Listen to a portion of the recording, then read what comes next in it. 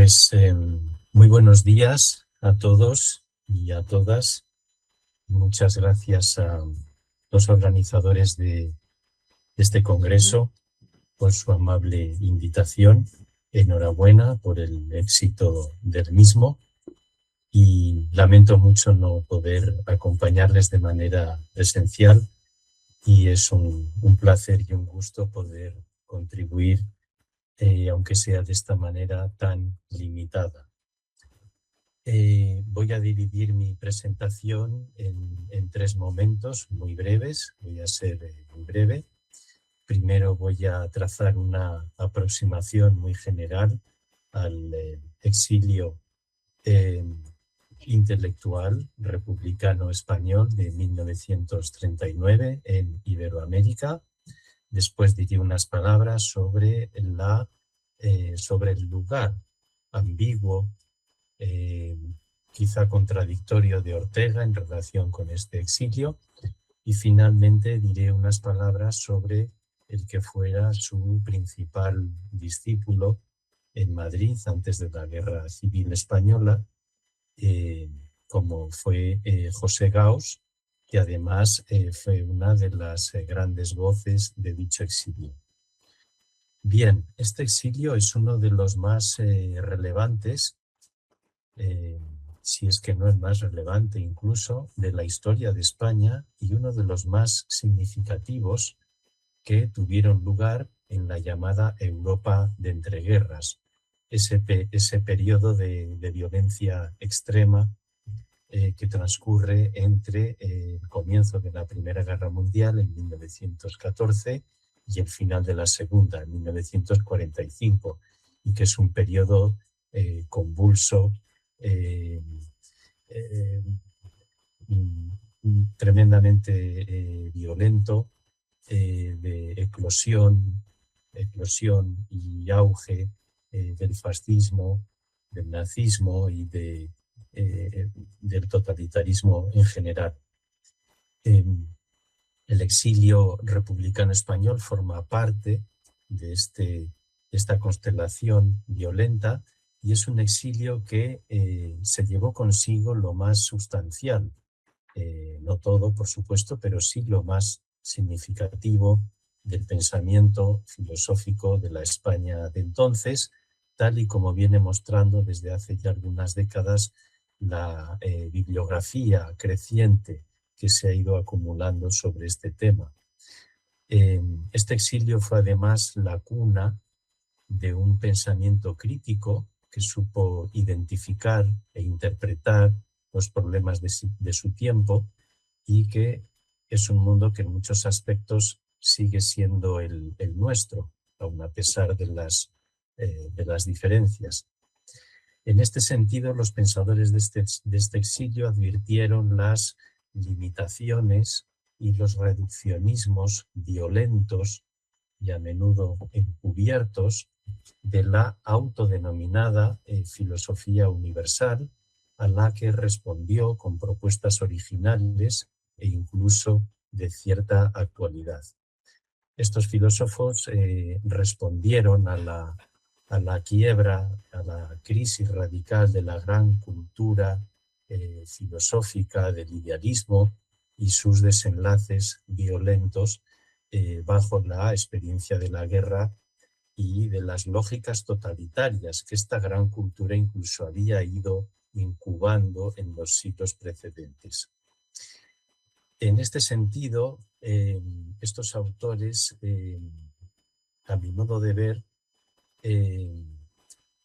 plantearon una reformulación del humanismo, ese lugar común de la filosofía iberoamericana, y que, a mi modo de ver, no volvió a ser el mismo después de que lo visitaran los pensadores de este exilio.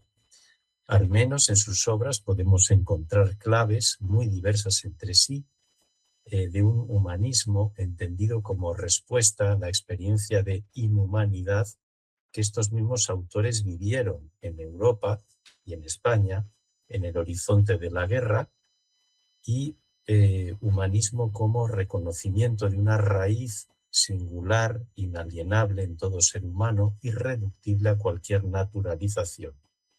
Fueron exiliados de la España franquista, victoriosa después de la Guerra Civil, pero también fueron exiliados de una Europa en guerra, que además les maltrató, puesto que todos estos autores vivieron la experiencia de la guerra y vivieron esa condición de apátrida a la que se referirá unos años después Hannah Arendt. Bueno, dicho sea de paso, estos autores realizaron una labor traductora impresionante. De alguna manera respondieron a la hospitalidad que recibieron en sus lugares de acogida, especialmente en México, como es sabido, con una labor de hospitalidad de toda la historia de la filosofía, desde los presocráticos hasta contemporáneos como Heidegger. La labor traductora fue inmensa, sobre todo en la célebre editorial Fondo de Cultura Económica, pero no solo. Y recordemos que, por ejemplo, la primera traducción a una lengua occidental de Sein und Zeit fue la que hizo José Gauss, discípulo de Ortega, a quien me referiré enseguida, en Fondo de Cultura Económica creo que a comienzos de los años 50, una traducción muy discutida, pero y que, por cierto, tuvo cierta influencia en Octavio Paz. Bien, pues bajo una primera aproximación podríamos distinguir tres grandes núcleos o constelaciones de autores y de obras de este exilio, asumiendo, por supuesto, la simplificación inevitable que implica toda clasificación. Y el primero de estos núcleos encontraría su principal seña de identidad precisamente en la llamada Escuela de Madrid, en la Escuela de Ortega, la cual había protagonizado el momento más álgido de la Universidad Central de Madrid durante toda su historia, coincidiendo con el liderazgo de Ortega y en buena medida con las reformas educativas de la Segunda República Española. Obviamente la guerra va a arruinar esta escuela, cuyos integrantes van a quedar además divididos. En España se van a quedar Zubiri, Julián Marías y García Morente. Javier Zubiri va a ser un filósofo independiente, en que va a desarrollar su propia obra al margen de la academia. Marías va a tener un pie dentro y un pie fuera, va a ser un académico que va a sufrir ciertas represalias, va a ser un académico un tanto disidente, y García Morente pues va a ser un filósofo del régimen, un filósofo de la academia franquista. Leales a la República y abocados en consecuencia al exilio van a ser José Gauss y María Zambrano, quienes además van a personificar dos recepciones originales y heterodoxas del pensamiento de su maestro Ortega. Se ha hablado durante esta sesión de poesía y no olvidemos que María Zambrano va a acuñar el término razón poética, y que ella entendió como una prolongación de la razón vital de Ortega más allá de sí misma, suscitando incluso cierta incomprensión y recelo de su maestro Ortega. Ya en un ensayo programático de Zambrano, que publica en el año 1934, titulado Hacia un saber sobre el alma, es un ensayo que suscita la incomprensión de Ortega. No obstante, este ensayo va a ser publicado, dicho sea de paso, en Revista de Occidente. Pero hay otros discípulos de Ortega, que también se verán abocados al exilio y desarrollarán en las décadas siguientes una labor intelectual muy importante y reconocida. Por ejemplo, el filósofo del derecho Luis Recasens Sitges el sociólogo Francisco Ayala y la ensayista Rosa Chafel, quien va a pasar 3 décadas en un pequeño país llamado Brasil, especialmente en Río de Janeiro.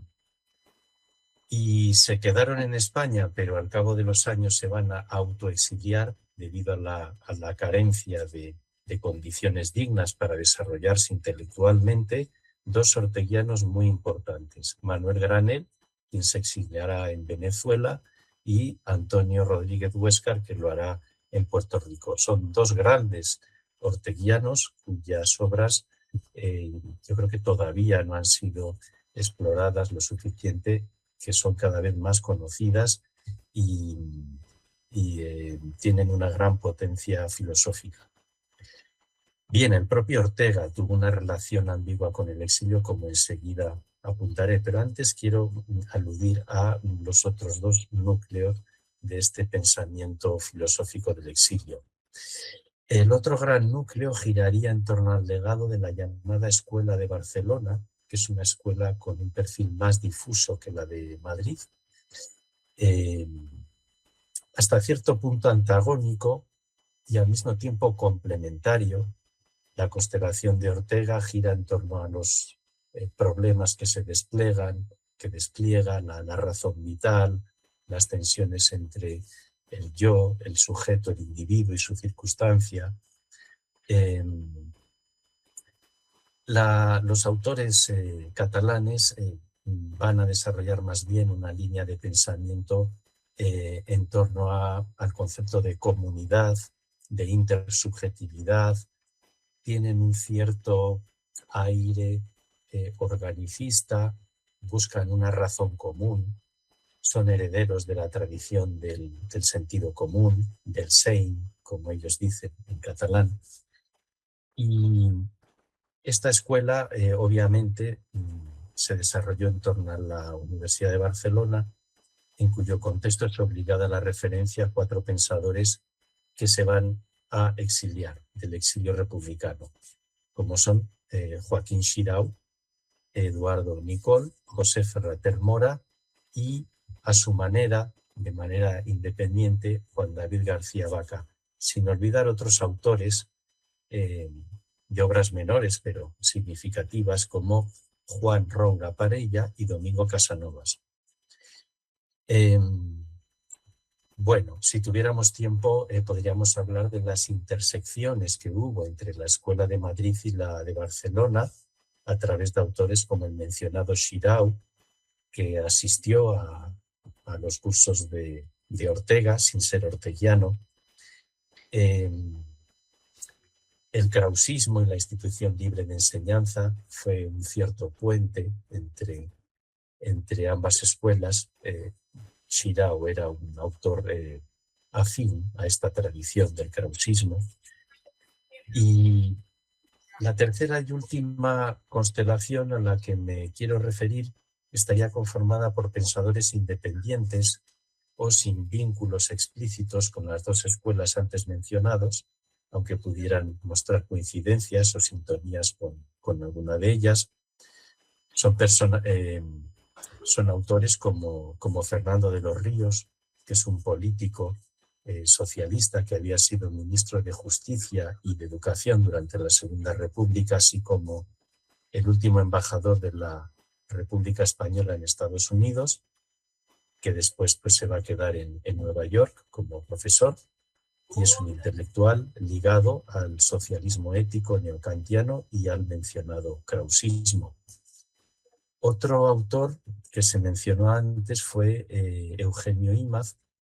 Se mencionaron su traducción descomunal de la obra de Dilthey, y en los ratos libres escribía ensayos breves. También tiene un libro de crítica e interpretación de Dilthey. Otro autor importante es el sacerdote católico José Manuel Gallegos Rocafull. Fue un sacerdote católico leal a la República y que se exilió en México y que estuvo ligado a la célebre revista del exilio España Peregrina. Y algo más joven que los anteriores fue Adolfo Sánchez Vázquez, quien desarrolló en México un pensamiento marxista, crítico y antidogmático, centrado sobre todo en las nociones de praxis y de estética. Bueno, hablo solo de filósofos, pues la nómina de intelectuales en sentido amplio, poetas, narradores, periodistas, dramaturgos, artistas, críticos de arte y de literatura, científicos, educadores y políticos, sería interminable. El diccionario de autores del Hexel, que se editó hace unos años en la editorial Renacimiento, comprende 4 gruesos volúmenes.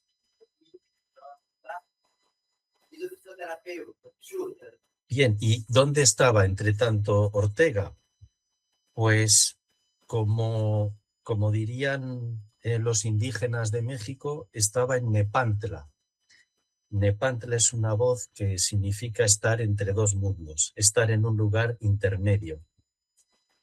Ortega se exilió en Nepantla, puesto que él se ubicó en un lugar ambiguo, ingrato, muy ingrato, el lugar entre la España de Franco y su exterioridad disidente. Fue un exiliado, a mi modo de ver, que no llegó a consumar su exilio.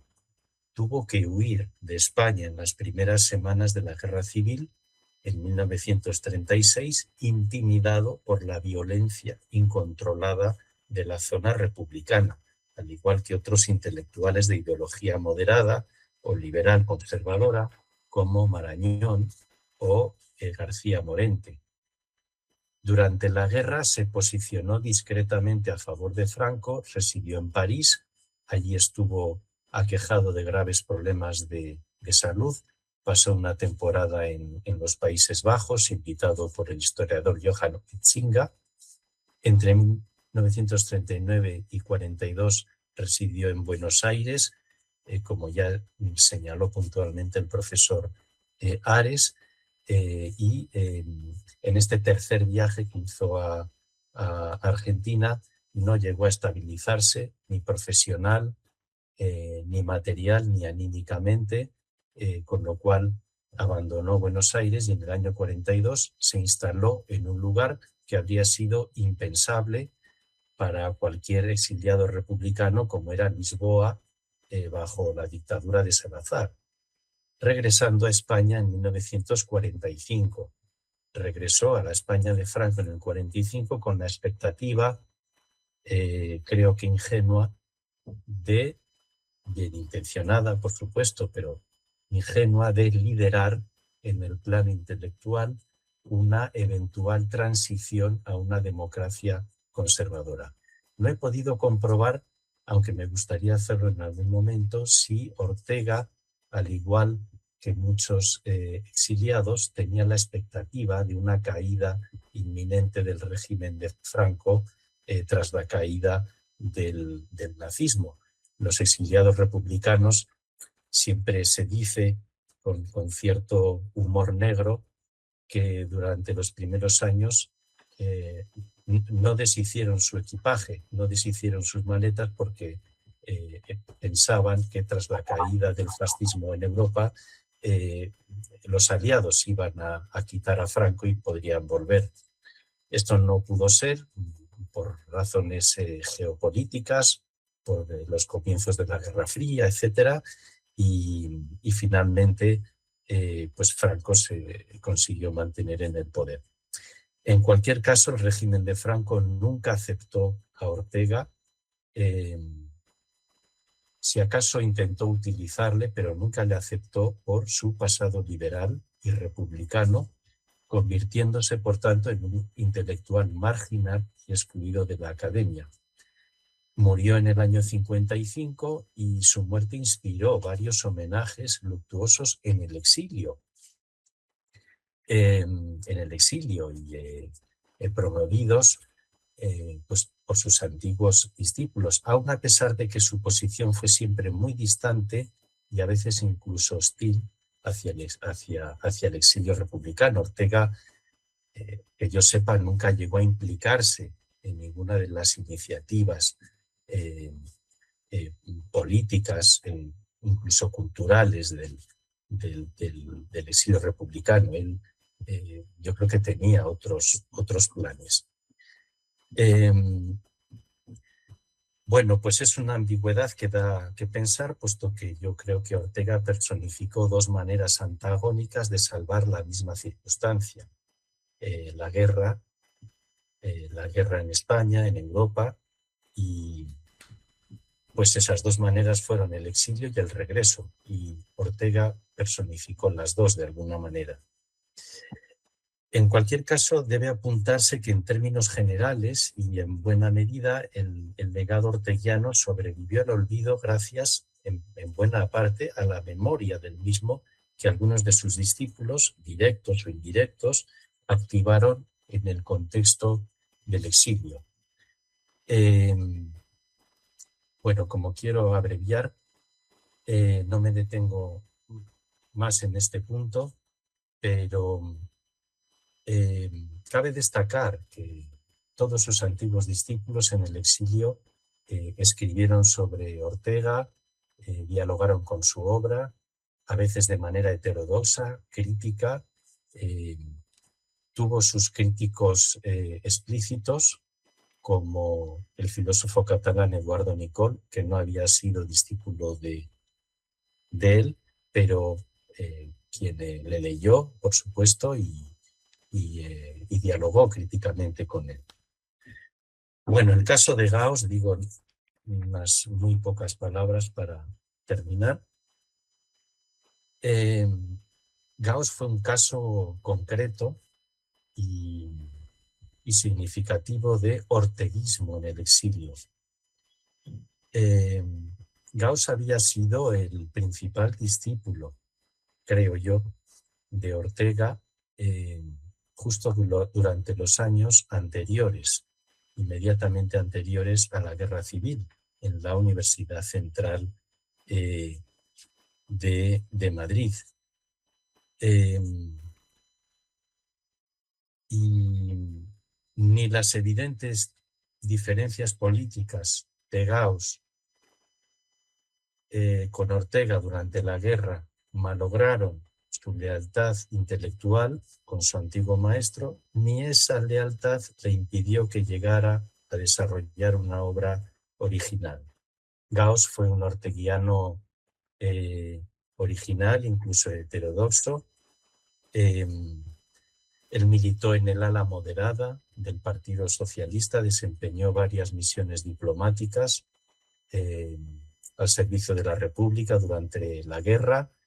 Entre otras, dirigió el pabellón de la República Española en París en el año 37, que fue donde se expuso por primera vez la pintura de Picasso, Guernica de Picasso. Pero fue a visitar a Ortega en Francia y, bueno, en cualquier caso, a mi modo de ver, Gauss radicalizó a su manera los conceptos orteguianos de razón vital y razón histórica. Fue un orteguiano radical. Radicalizó la razón vital, llevándola hacia un subjetivismo inmanentista, como él decía, a un subjetivismo radical. Buscó en la experiencia autobiográfica una cierta certeza filosófica.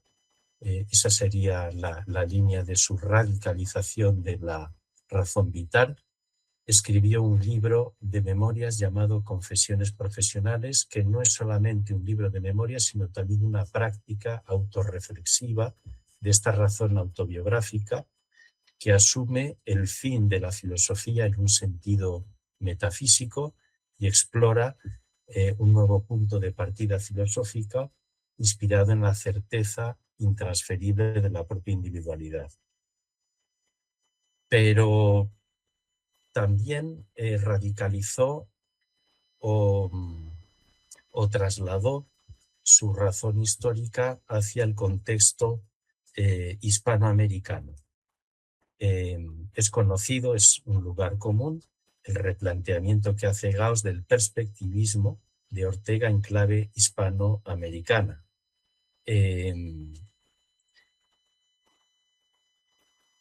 Ello mostraba una clara impronta orteguiana por lo que tenía de intento de revitalizar la circunstancia, llevándola hacia la plenitud de su significación, tal y como Ortega había planteado en las Meditaciones del Quijote, pero con un cambio de acentos decisivo. Pues para Gauss la salvación de la circunstancia española iba a radicar más bien en Hispanoamérica, en el contexto hispanoamericano.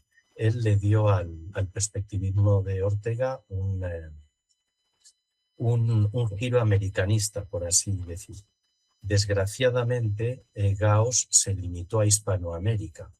Yo creo que él podía haberse abierto a Iberoamérica, pero se limitó a Hispanoamérica y no obstante, habría que rastrear cuál fue la influencia de Gauss como historiador de las ideas hispanoamericanas y en general, si tuvo alguna proyección, alguna influencia en Brasil. Bueno, ya sí prometo que termino simplemente apuntando que para Gauss la clave de este perspectivismo en clave americana radicaría en la experiencia de las independencias.